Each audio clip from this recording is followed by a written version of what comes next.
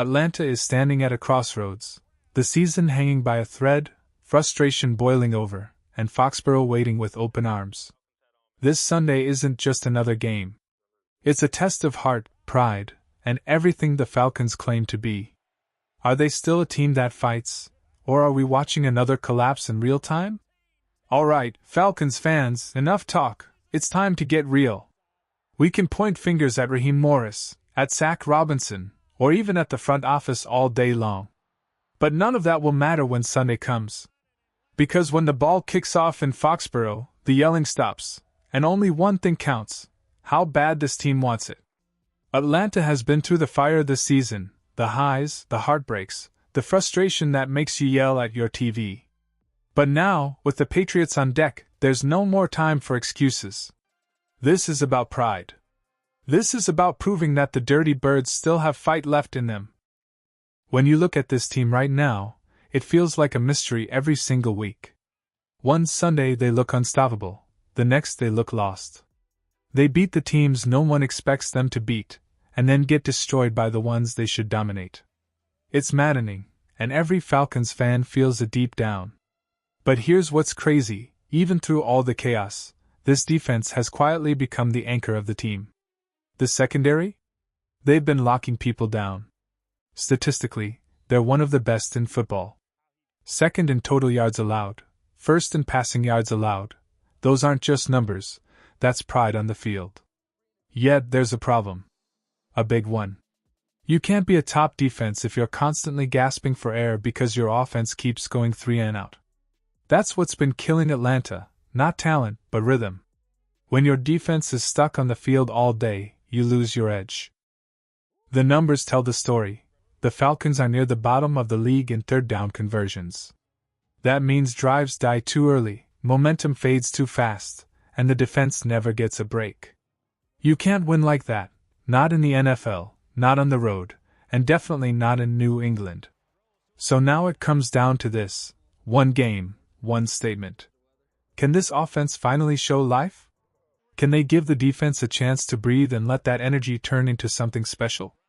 Because if not, we already know how this movie ends. Let's talk about what's really dragging this team down: momentum.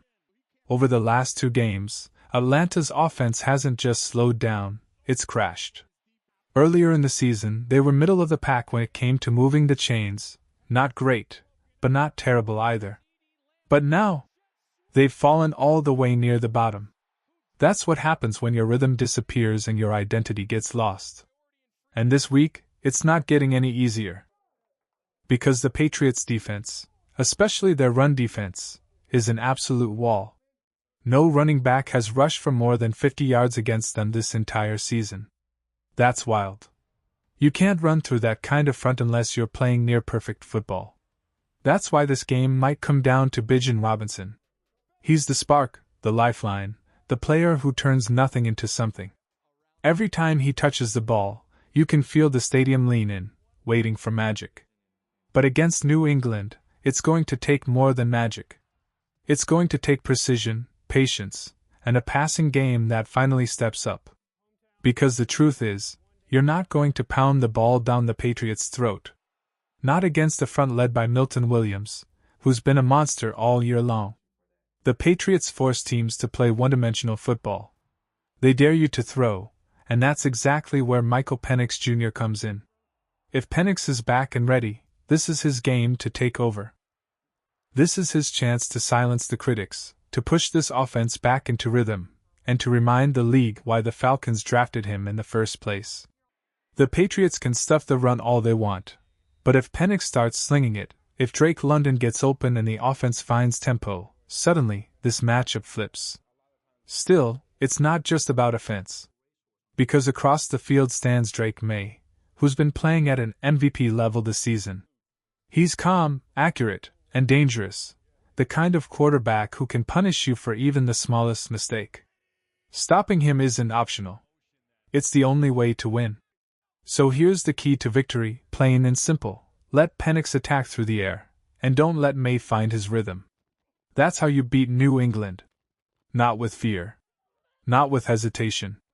But with fire. Let's be honest, Drake Maye is playing like a man possessed right now. Nobody, and I mean nobody, expected this kind of breakout. At the start of the year, most of us thought he'd be solid, maybe inconsistent, maybe up and down like most young quarterbacks. But this is something else entirely. Drake Maye hasn't just been good. He's been elite. He's completing 75% of his passes, already throwing for over 2,000 yards, with 15 touchdowns and only 3 interceptions. His passer rating? A ridiculous 118.7. That's not rookie level, that's MVP caliber football. Right now, the only real debate for MVP is between Drake Maye and Jonathan Taylor, and if you've watched what Maye's doing every Sunday, you know it's not even close. Even our own defensive coordinator Jeff Ulbrich couldn't help but praise him. When reporters asked how to stop Maye, Ulbrich didn't even try to sugarcoat it. He said, "You just have to try to contain him. He's a problem. He feels like Josh Allen." Think about that for a second. That's coming from a coach who's faced Josh Allen for years, who knows what it's like to prepare for that kind of dual-threat nightmare. And now he's comparing Maye to him? That tells you everything. But what truly separates Drake Maye from everyone else this year is his deep ball. He doesn't just hit bombs down the field, he makes them look effortless. We're talking pinpoint accuracy from 40, 50 yards out, right on the money. Statistically, he's been one of the best deep passers in the last 25 years. That's not an exaggeration. The names next to him on that list are legends: Drew Brees, Aaron Rodgers, Russell Wilson, and somehow, Maye's sitting above them. When you watch the Patriots play, you can feel it. Every time Maye drops back, there's danger in the air. He's not afraid to take shots, and he's been burning defenses every single week because of it. He's also entered a club that only a handful of quarterbacks in history have joined: 200-plus passing yards and a 100-plus passer rating in 7 straight games. The only names next to him are Tom Brady, Peyton Manning, Aaron Rodgers, and Patrick Mahomes. That's not hype, that's greatness. But here's where it gets interesting, and maybe where Atlanta can strike. The Patriots are completely one-dimensional right now. Their run game is a disaster. They rank dead last in nearly every rushing category: yards per carry, success rate, EPA per rush. So if you can take away Maye's deep ball, if you can make him uncomfortable, force him to play small ball, the entire New England offense collapses.